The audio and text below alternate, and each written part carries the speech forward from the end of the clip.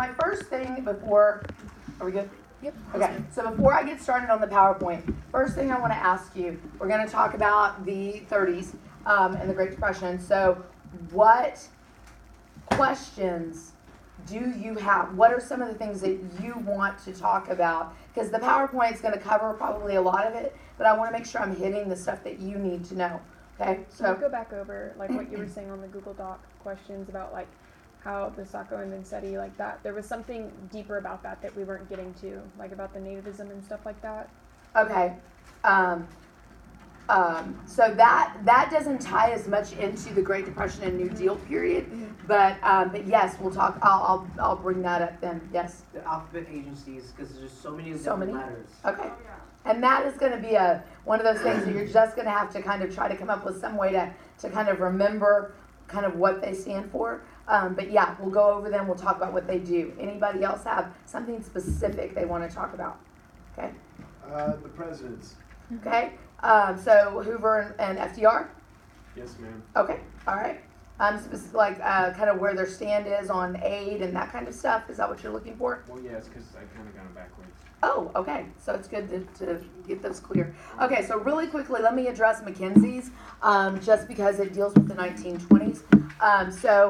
Nativism is not a new concept for us. We've talked about nativism previously, so we know it's anti-immigration. Typically, nativism is one of the factors leading to the nativism in the U.S. is the fear that these immigrants that are coming in and that have been coming in like large numbers are taking jobs away from Americans. Okay, so that's kind of the number one fear that we have. The second is that not only are they coming in and possibly taking away American jobs, but because they're coming in from other countries, they come from other cultures, they have other belief systems, other way of life, that they're bringing those, and oftentimes the fear is that those ideas are going to be counter to our American value system, that they'll challenge our American value system. Okay, so those are some of the underlying kind of concerns. When we get into the 1920s and we start talking about the Red Scare, what we're doing is we're talking about a fear of communism. Communism is going to be, it's going to begin in Russia. Russia's Eastern Europe. So the ideas of communism are, in that area.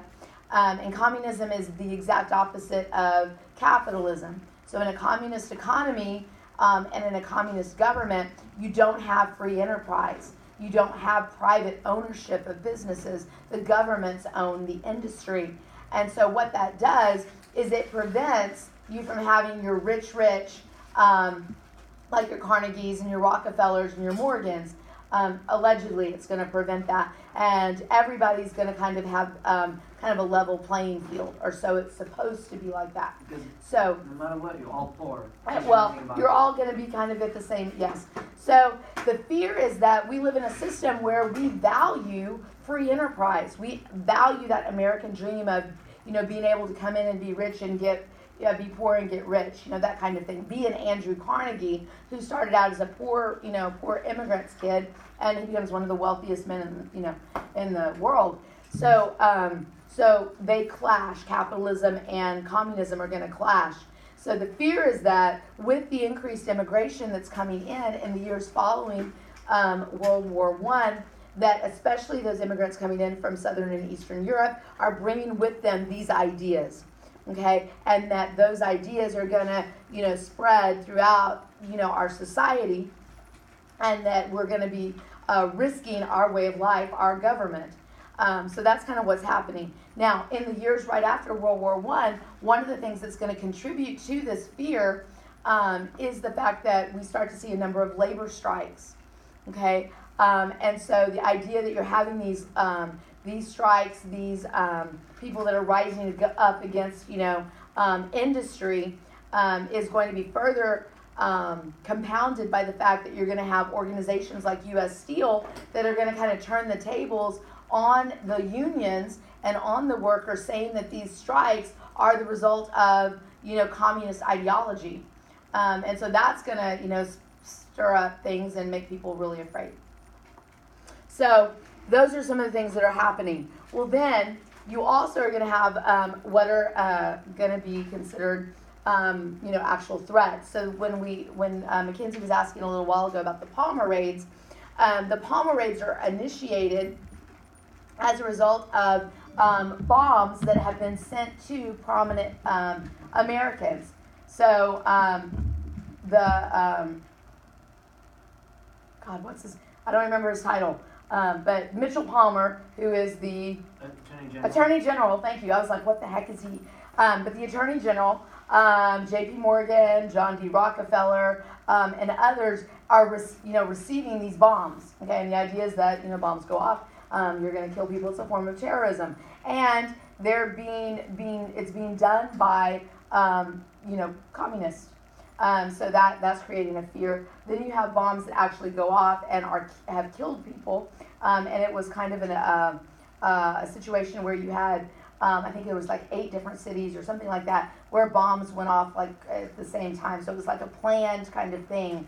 And so that instills fear and concern. So that leads to the Palmer raids. And so Palmer's going to initiate these raids. They're going to raid people that are associated with communist ideas, people that are part of like the unions and things like that they believe to be a part of this. And so the end result is that you're going to have about 500 immigrants that are actually going to be deported back to Russia because they're suspected of being communist and jeopardizing our well-being and things like that. So the Palmer raids are one aspect, and then you have Sacco and Vanzetti. And so the whole case of Sacco and Vanzetti basically is going to be nativism coupled with the fear of communism and the fact that they're Italian immigrants that are self-proclaimed anarchists. So regardless of innocent and guilt, they were guilty before the trial ever began. It was pretty much already decided that they were going to be guilty. And so they are actually found to be guilty, and then they are going to be executed.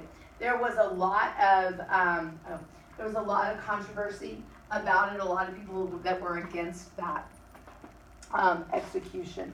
Okay, so does that help with the? Okay, awesome.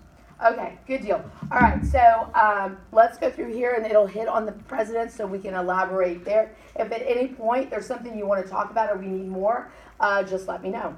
All right, so politics of the 1920s. So looking back, talking about the politics, the 3 presidents that we talk about in the 1920s are going to be Harding, Coolidge, and Hoover. All 3 of them very pro-business, laissez-faire, government hands off the economy.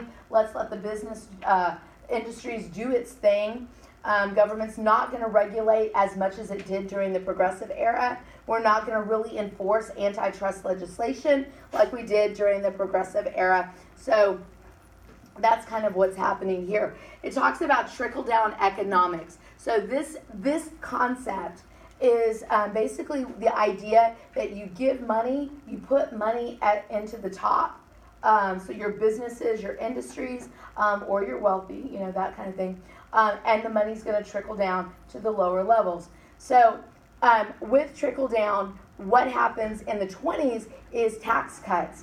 They give really big tax cuts to your businesses, okay? And so the idea is the businesses are going to benefit from those tax cuts. They're going to take what they're saving. They're going to put that back into providing jobs, okay? So trickle down, it benefits the people down here, okay? It doesn't always work. We see trickle down in a couple of times in American history. We're going to see it in the 20s. We'll talk about it again in the 30s. And then in the 80s under Reagan, his economic policy is going to be a trickle-down economic policy as well.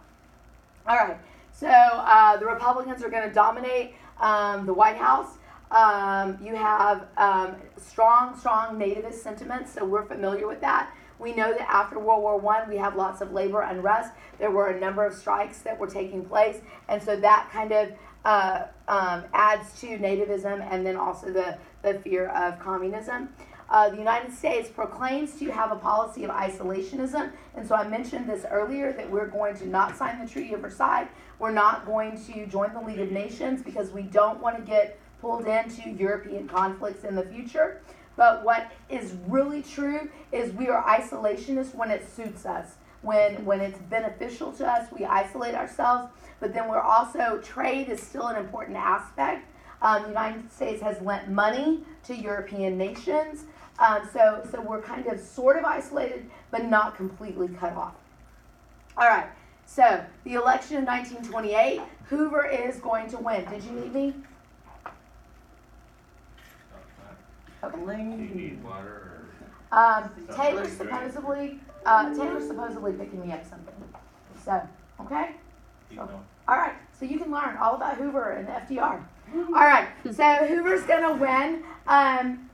Coolidge doesn't run, okay? So he doesn't run again. So Hoover's gonna run against Al Smith. He's gonna win. So just characteristics, he was Republican. He supported prohibition and very much pro-business.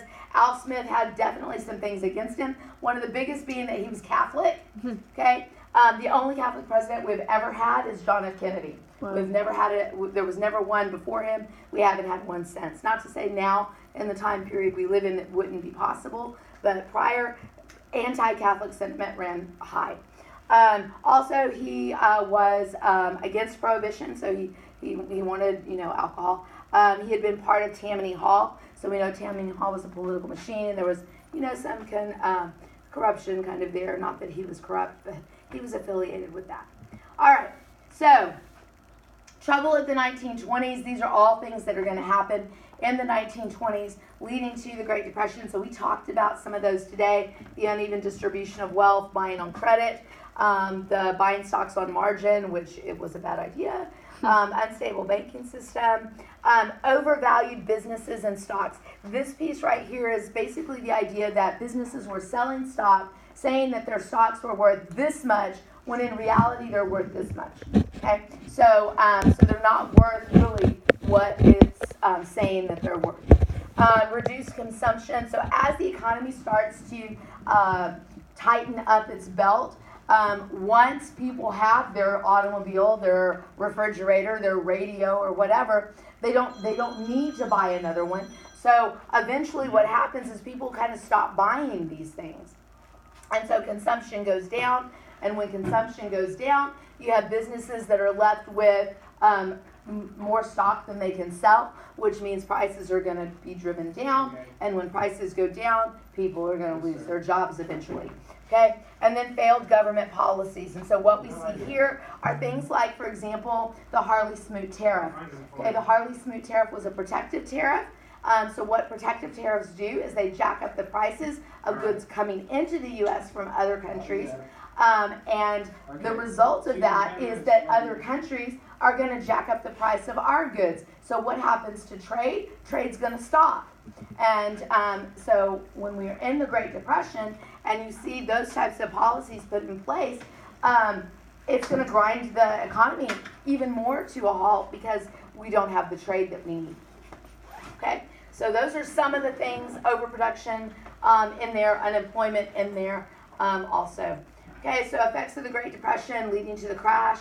So it's just a cycle, and I mentioned this in 7th period today. I may have mentioned it in 3rd, but it's this cycle that's going, and until you can disrupt the cycle, you're not going to really be able to make any kind of progress. So consumer spending drops, investment and production is going to cut back, people are going to be laid off, people don't have money, people aren't going to buy things, and when they don't buy things, money's not getting put back into the economy, people get laid off, and it's the cycle. And businesses are going to close down, more people lose their jobs, and from there, and then when you lose your jobs, you can't pay for your house, you can't pay for your car, the bank's not getting the money on the mortgage for your house, the banks are closing, so all of this is happening, and it just keeps going on and on and on. And Hoover is thinking, as president, that it's going to fix itself, because all of the depressions previously have done just that. The government hasn't had to get super involved. But what happens is it's not fixing itself. If anything, it's going from bad to worse. Unemployment is getting bigger and bigger and bigger. By 1933, 25% of Americans are unemployed. So huge unemployment. Okay, so this just shows you again kind of this cycle talking about the finances of the United States and how we're lending money. And at the beginning of the 1920s, that was great. We were a creditor nation. We could, pat ourselves on the back, and it looked really good. But what happens is that we've lent money to these nations after World War I, expecting them to pay us back. And then because of the Depression that is going to also affect Europe, these nations aren't going to be paying back their debts, and that's going to affect the United States as well. Okay, so Hoover's response. Okay, continued faith in the free market economy. He believed that people needed to volunteer, that you need to have things like the Red Cross stepping in, the churches and soup kitchens. There needed to be volunteerism to help kind of prop up the people that were suffering. He does implement some public works projects, but not really that many. And so the effects of that are not going to be far-reaching. The Reconstruction Finance Corporation, go ahead. Did anyone, agree with him? I mean, some people did, especially those that subscribe to the policy of not creating debt, because that's essentially what's happening, is he knows the government can get involved, but whatever the government does is going to cost money. So the government's going to be spending money and creating debt. And in his mind, that's not going to make things better. Also, he's very, very much a firm believer that you don't give direct handouts, because direct handouts then are going to diminish people's work ethic. That if you give them something, then they're going to, take it, and they're going to feel like they don't have to work for it anymore. So that rugged individualism philosophy kind of is important to him. So that's why we don't see any type of, direct aid to individual Americans. What he does do is he creates the RFC, which is the Reconstruction Finance Corporation. So a minute ago when I was talking about trickle down, that's what the RFC did. Money, millions of dollars went to the RFC. So this is going to be money that's going to be given to businesses and to banks, to the railroads. And the idea is that they're supposed to use that money to pay their workers, to hire workers, to get industry moving. Okay? But the problem is it doesn't work that way. Many of them are afraid because things are looking pretty scary, so they hold on to that money. Okay? The Hawley-Smoot tariff I already mentioned. And then the thing that basically signals the end of Hoover is going to be the bonus army. So what happens is you have American World War I veterans who had been promised a bonus. Now the bonus wasn't supposed to be paid until 1945.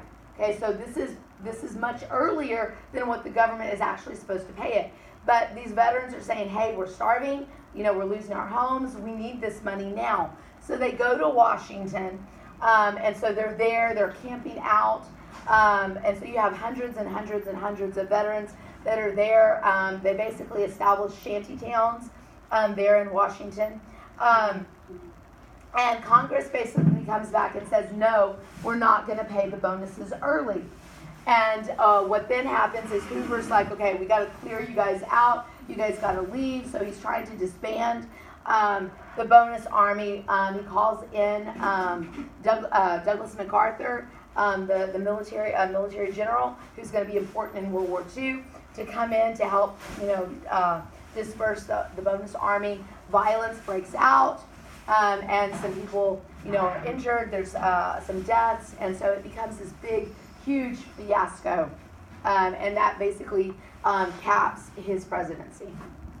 Okay, so the election of 1932. So we know Hoover was hands-off, laissez-faire. Roosevelt is going to come in. Now he's had the luxury of kind of standing on the outsides watching what's been happening since 1929.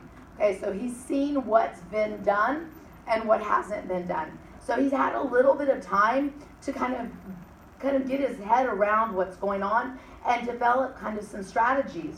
So he didn't have the problem that Hoover did. Hoover had the Great Depression fall in his lap, and it's like, oh crap, what do I do now? So Roosevelt's going to win the election by a landslide because the American people are tired of Hoover. They feel like he's been ineffective. They don't feel like he cares. So he's going to win.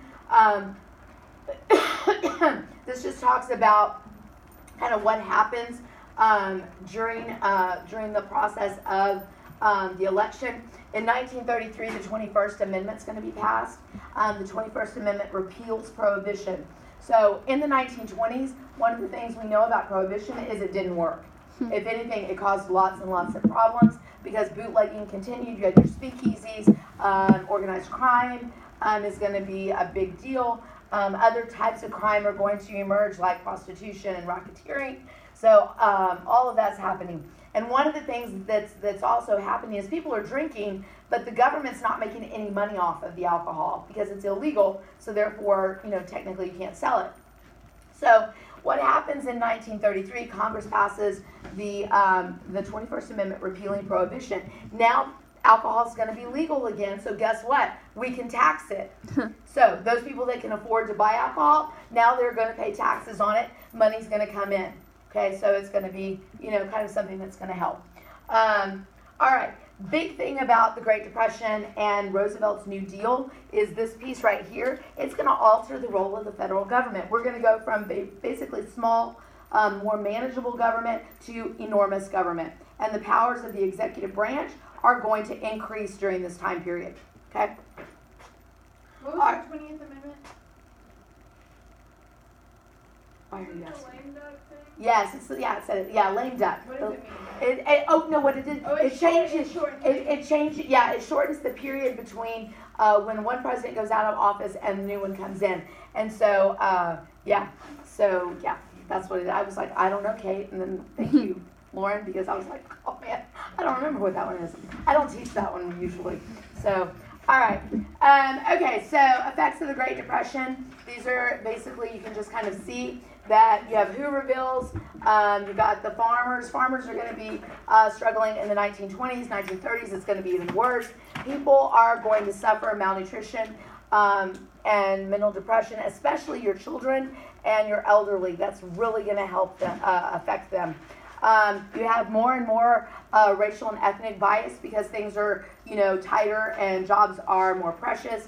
And so that discrimination is going to be even greater. This might be off topic, but just I know they hire women and children because they could pay them less. Did they hire old people because they could pay them less, or were they nah, you're not really worth it in general? Probably. I'm not gonna say that some of the elderly weren't able to get jobs, but probably not. You didn't have that many that did.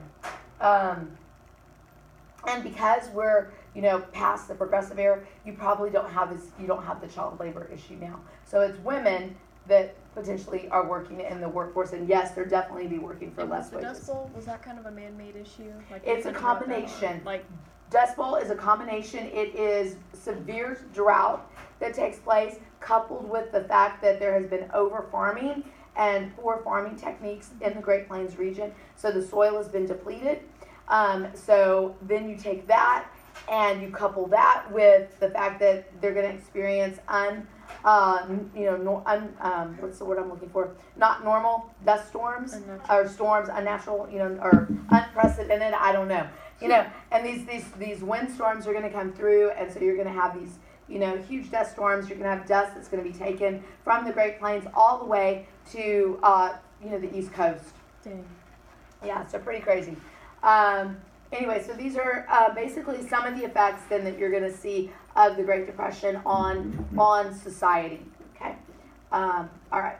So we talked about in the 20s the art of the authors that were really important. So John Steinbeck is going to be an author that's going to write what's called the Grapes of Wrath. It takes place during this time period and kind of helps to illustrate what was happening. And so this is just kind of an excerpt where he's talking about a dust storm. So an even blanket covered the earth. It settled on the corn, piled up on the tops of the fence posts, piled up on the wires. It settled on the roofs. It blanketed the weeds and the trees. They also called